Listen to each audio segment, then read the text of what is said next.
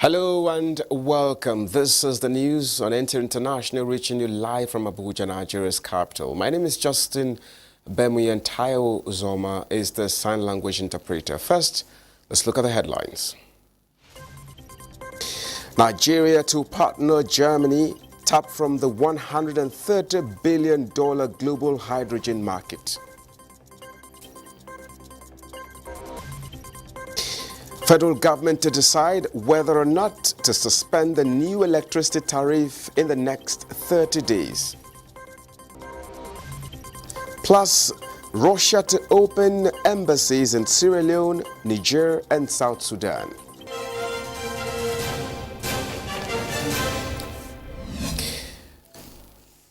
Once again, thank you so much for joining us. Nigeria is to tap from the $130 billion global hydrogen market by partnering with the Republic of Germany in the development of its green energy sector. Vice President Kashim Shettima stated these when he received on a courtesy visit a German delegation led by a member of the German Parliament and Hydrogen Commissioner, Federal Ministry of Education and Research, Till Mansman, at the presidential villa. State House correspondent Abdurrahman Jibrila reports.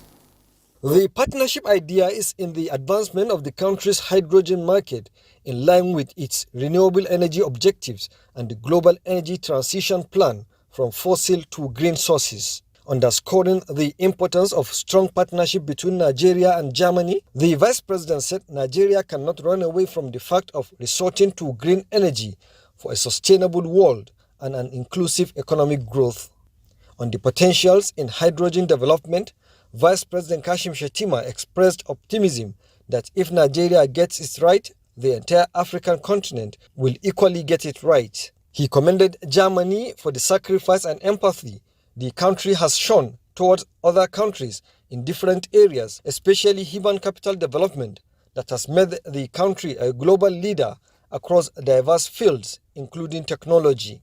Head of the German delegation said collaboration with Nigeria and institutions like the University of Nigeria Nsukka is crucial for achieving the goals outlined in Germany's national hydrogen strategy.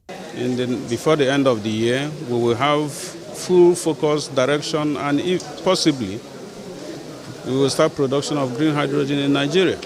So their visit is most welcomed.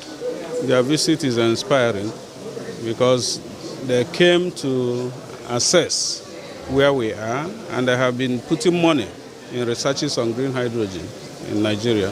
The hydrogen strategy for our country, and we addressed there that we need to import also energy in form of molecules, that means green hydrogen, from outside Germany. And so we are looking for potential partners to transform the world towards climate neutrality. Germany wants to be climate neutral by 2045. And for this, we need to fast move forward. Acknowledging Nigeria's significant potential in the field of green energy, particularly hydrogen production, the delegation said about 30 countries in Africa have the potential for green energy, especially hydrogen, and Nigeria is one of the most powerful countries in the field. From the State House, Abdurrahman Jibrila, NTA News. Now, stabilization of democracy the world over is dependent on the effectiveness and efficiency of the justice sector. The Attorney General of the Federation and Minister of Justice, Lateef Fagbemi SAN, says this is exactly what President Bola Tinubu's administration is doing while presenting the scorecard of the Justice Ministry in Abuja. Judiciary correspondent Austin Anyebe reports. The justice sector is seen as an umpire in the game of politics as it mediates between the political parties, actors and institutions of government. To achieve this, the Attorney General of the Federation and Minister of Justice, Lateef Fagbemi, Senior Advocate of Nigeria, says the government is committed to ensuring that the people have access to justice. Giving an overview of what has been achieved in the justice sector 1 year of President Tinubu in office, Lateef Fagbemi says tremendous successes have been recorded in areas of criminal prosecution as the Ministry of Justice has developed a legal framework with relevant agencies to enhance process of prosecution. Within the same period of 1 year, the ministry has vetted and reviewed 485 contracts and PPP projects to ensure value for money, eliminate corruption, and ensure adequate protection of federal government investments.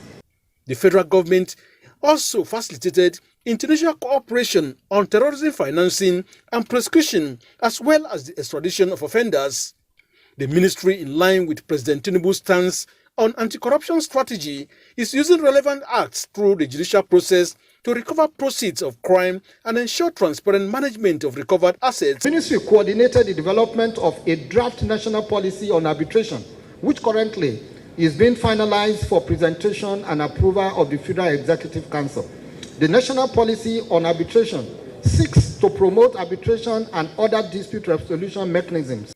The Ministry of Justice, he adds, has continued to implement international treaties in several sectors, including the ones that promote and protect human rights. The Attorney General of the Federation also enumerates several reforms being undertaken at the parastatals under the Ministry of Justice to achieve the overall target in the justice sector. In Abuja, Austin Anyebe, NTA News. And now to health. Nigerians are to expect basic cancer facilities in the 6 federal teaching hospitals in the next 12 to 18 months, amidst renewed impetus and local production of medical commodities, research and collaborations. Coordinating Minister of Health and Social Welfare Professor Mohammed Ali Pate pledged these while reeling out progress made and what lies ahead towards ensuring accessible quality healthcare and social welfare for the populace.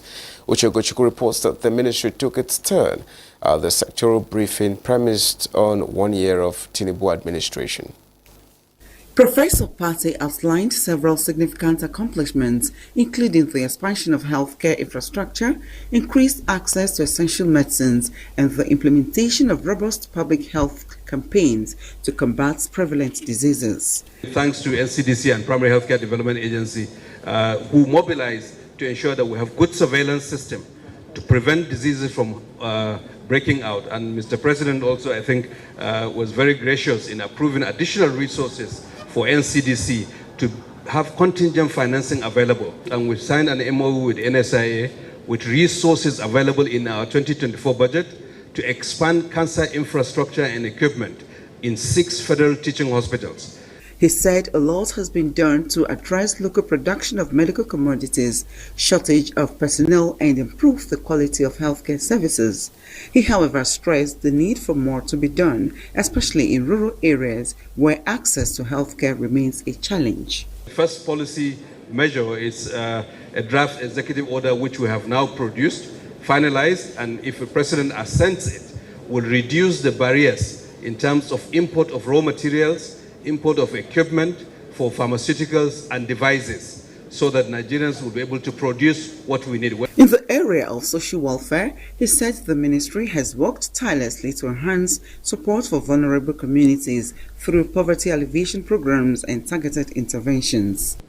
We raise the resources, but the states have to implement. But we have to make sure that the resources go to the intended objectives. The ministry pledged to continue to prioritize the well-being of all Nigerians and strive for a healthier and more prosperous nation as it remains vigilant in addressing the persistent challenges facing the healthcare and social welfare systems. Uche Ugochukwu, NTA News. We now move to Spain, where a 2-story building in Mallorca has collapsed. The building housing the Medusa clubhouse that regularly serves tourists in Spain came down at dinner time when it is regularly fully parked. Kolo Mohammed tells us more. 4 people have been killed and 27 others injured after a building collapsed on a beach in Mallorca. The building serves as a restaurant in Palma de Mallorca. Reports say officials are trying to grasp the situation, especially to save more victims and bring everyone to safety. There has been the presence of emergency services at the site of the building collapse. The 2-story building has been a hotspot for tourist attraction in Mallorca. The building is said to have gone down at around 8:30 p.m., the usual dinner time in the area when tourist families return from adventures to relax and have dinner in preparation for the nightclub, which is also said to have collapsed. Officials expect that people could still be trapped under the rubble and the number of injuries could rise. Search and rescue get expanded as officials say the population of tourists serviced by the collapsed building is huge and many more are yet to be accounted for. Kolo Muhammad, NTA News. The Russian Foreign Minister Sergei Lavrov has announced plans to establish embassies in Sierra Leone, Niger and South Sudan. At a press conference in Moscow following Africa Day commemorations, Lavrov said they are actively working to broaden their diplomatic footprint across Africa. He said last December they saw the reopening of the Russian embassy in Burkina Faso, and they are currently in the process of establishing full diplomatic missions in Sierra Leone, Nigeria and the Republic of South Sudan. Speaking alongside Cameroon's Ambassador Mohamed Paba Saleh, Lavrov further highlighted Russia's commitment to supporting Africa's pursuit of equality on the global stage. The minister added that in contrast to the former colonial powers, their engagement with African nations is predicated on principles of equality and sincere partnership. Saleh, on his part, underscored the positive dynamic characterizing the relations between Russia and Cameroon, which he said both were keen to preserve in an increasingly multipolar world. Africa Day is observed annually on May 25, marking the establishment of the Organization of African Unity, OAU, in 1963. Now, the Nigerian government will, in the next 30 days, decide whether or not to suspend the new electricity tariff or 206 Naira kilowatt per hour for Band A. Electricity customers in the country, as this follows the petition by the Manufacturers Association of Nigeria to the Nigerian Electricity Regulatory Commission appealing for the suspension of the tariff. Jojo Ojito reports. The dust is yet to settle over increase in electricity tariff for Band A customers, with Manufacturers Association of Nigeria appealing for the suspension of the new tariff. In a petition to the Nigerian Electricity Regulatory Commission, the association through its council says there was no wide consultation with customers before the increase in tariff, and the continuous implementation of the tariff will lead to closure of some manufacturing industries in the country. Can we initiate a process where we have deeper conversations as to what we need to do to make progress? The order that was issued in January, I believe, is not being challenged. And in that order, there is a clear provision by the Commission that automatic adjustments on monthly basis reflecting the FX rate and some other macroeconomic indices will continue to take place. However, the petition was opposed by power generating and distribution companies who argue that the suspension of the tariff will lead to losses in their operations. Vice Chairman, Nigerian Electricity Regulatory Commission, Dr. Musliu Oseni, who chairs the four-man panel, reserves ruling on the matter for the next 30 days. Joshua Ojito, NTA News. Now, the Federal High Court sitting in Kano has restrained all parties before it to maintain the status quo ante before the enactment of Kano State and Emirate Council repeal law on the issue surrounding the rightful occupant of the throne of Emir of Kano. Justice Abdullahi Muhammad Liman gave the order in an interim injunction on the fundamental rights suit filed by Sarkin Dawaki Baba Aminu Babadan Agundi. The ex parte order is in respect to Kano State Emirate Council repeal law, which was passed by the Kano State House of Assembly and has been assented to by Governor Abba Yusuf. The interim order restrained the Inspector General of Police and ordered security agencies from carrying out the provisions of the new law on Kano Emirate Council pending the determination of the substantive suit. The Kano State Government, the Kano State House of Assembly, and the Speaker of the House are part of the defendants in the matter. The matter has been adjourned to June 3, 2024 for the commencement of the hearing. Now, the National Coordinator, National Counter-Terrorism Center, Office of the National Security Advisor, Major General Adamu Garba Laka, has expressed the need for unwavering dedication and collective action in the fight against terrorism and organized crimes. General Laka expressed this need in Abuja at the two-day workshop and plenary meeting of the Global Counter-Terrorism Forum, Criminal Justice and Rule of Law Working Group under its co-chairs, Nigeria and Italy, with the theme, Good Practices for the Protection of Witnesses and Criminal Justice Officials. The National Coordinator called on countries under the umbrella of the Global Counterterrorism Forum to harness the power of collaboration and cooperation in advancing their shared goals of justice, security, and peace. You're watching the news on NTA International. We now take a break. More news when we return. To stay with us. Now, 6 of the 8 soldiers that faced a court-martial at the 3 divisions of the Nigerian Army are to lose their jobs, as well as face various terms in prison over infractions while in service. Caleb Gochin reports that 2 of the 8 had their promotions stripped. Most of the soldiers are being convicted for abuse of their offices, ranging from extortion to theft and sale of arms and ammunition. This the court-martial described as inexcusable and inconsistent with service discipline. The highest offense is by a senior non-commissioned warrant officer who was arraigned on 9-count charges and is to pay fines ranging from 700,000 to over 1 million naira on each for stealing and selling ammunition belonging to the army. The judgment of this General Court Martial is subject to confirmation by the confirming authority. Others are to serve prison terms of between 1 and 4 years, with various sums to be remitted to the Nigerian Army. Lead Defense Counsel Air Commodore Umar Sanda retired, and that of Prosecution Captain Awolobi Lukman Razak appreciate the court-martial for the thorough job. In Jos, Caleb Gochin, NTA News. Now, the governor of Kano State, Abba Kabir Yusuf, has officially reinstated the 14th Emir of Kano, who was dethroned in March 2020.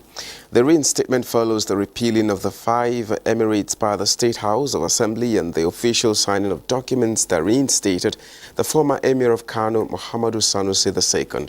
The Emir was presented with an official letter of installment to the now 16th Emir of Kano in a grand ceremony attended by the members of the House of Assembly, state commissioners, district heads, religious leaders, and the 44 local government chairmen at the government house. Meanwhile, the Federal High Court sitting in Kano has restrained all parties before it to maintain the status quo ante before the enactment of Kano State Emirate Council repeal law on the issues surrounding the rightful occupant of the throne of Emir of Kano.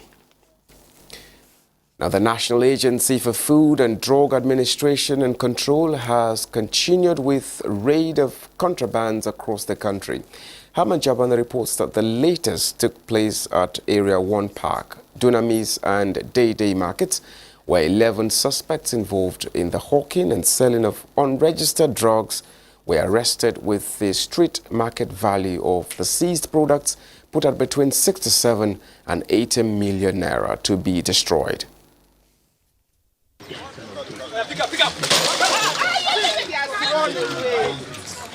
Reports from stakeholders to NAFDAC indicates that there is an upsurge in drug hawking in public places such as street, inside commercial buses, motor parks and marketplaces, among others, within the Federal Capital Territory. This has been a concern as the trend poses serious threat to the health of the populace as well as security concern. Health conditions, including heart failure, are attributed to display of medicines in an unhygienic environment and the selling of unprescribed medicines, among others. It is in the light of this that the investigation and enforcement team of the National Agency for Food and Drug Administration and Control, NAFDAC, visited Area 1 Park, where the team was attacked in February, Dunamis Market at Area 1, and NTAi Market and Park. These are hawkers, and some products are registered.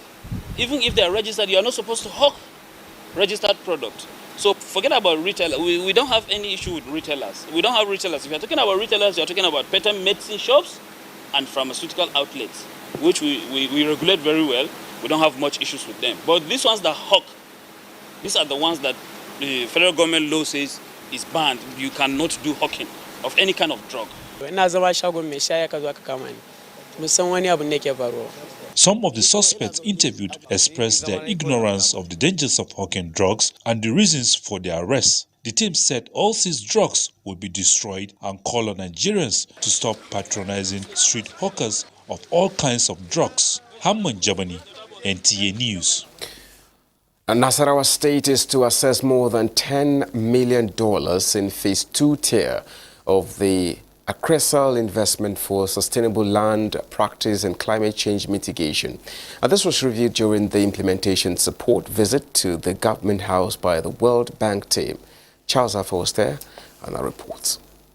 Nasarawa State, since the commencement of the World Bank's Agro-Climatic Resilience in Semi-Arid Landscapes Acresal in 2022, has shown zeal and commitment with the restoration of more than 50 hectares of degraded lands for sustainable land practice. And this commitment has earned the state, amongst 7 others, access to more funds. We believe that this funding will help to cushion the impact of climate change, to help build capacity of the vulnerable communities.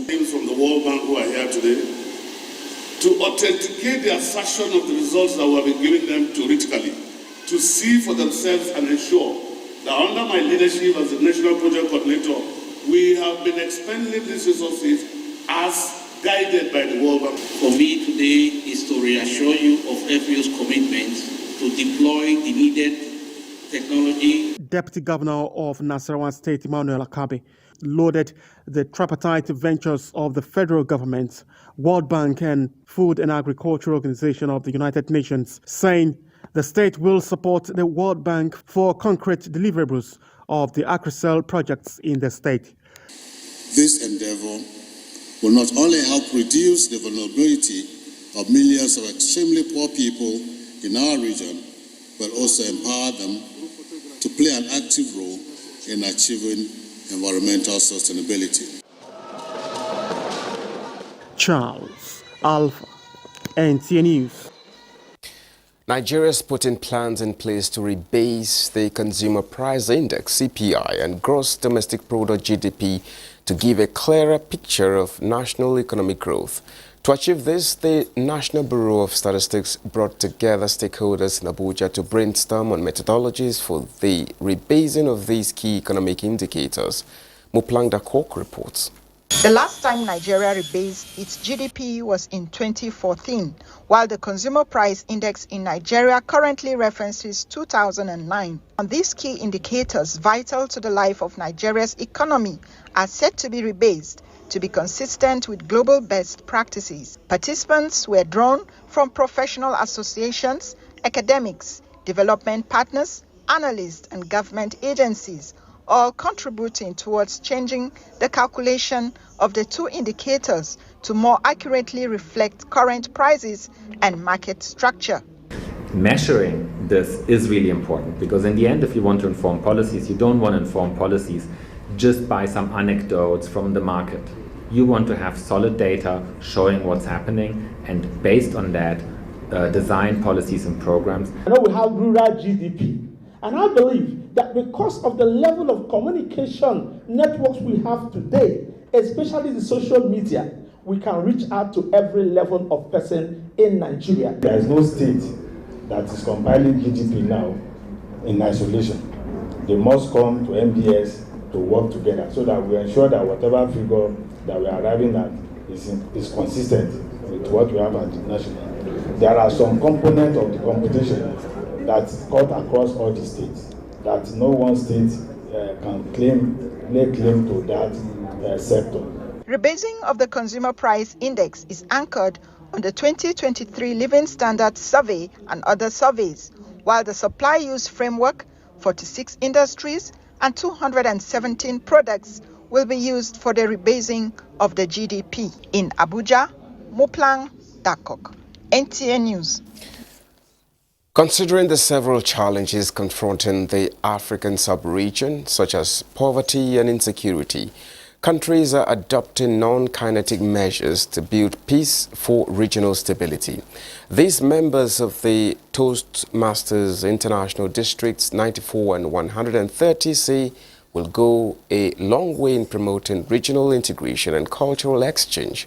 Elizabeth Amori reports. It is a convergence of Africans, predominantly from West and Central Africa, committed to building confidence and promoting public speaking skills through networking to enable individuals communicate constructively and respond to issues bordering the continent without prejudice. District Director-elect Toastmasters International, Kayode Yusuf, noted that public speaking will not only boost confidence and personal development, but bridges of peace can be built. With words, we can bring ourselves together. With words, we can strengthen brotherhood. Instead of you to praise someone that's done good work, each time whatever comes out of your mouth is to bring the person down. He will not give their best. It's a simple thing. And that's why we say we need to build these bridges with the words we speak. They advocate healthy communication in organizations and preservation of cultures. Africa has got huge potential in creating leaders. You can build a bridge when you say peace. Come together for peace. With more than 140 nations advance the cause of peace building with words, Africa is leveraging this skill to preach harmony for growth. In Abuja, Elizabeth Omori, NTA News. Before we go, let's have a quick look at Saturday's weather prospect.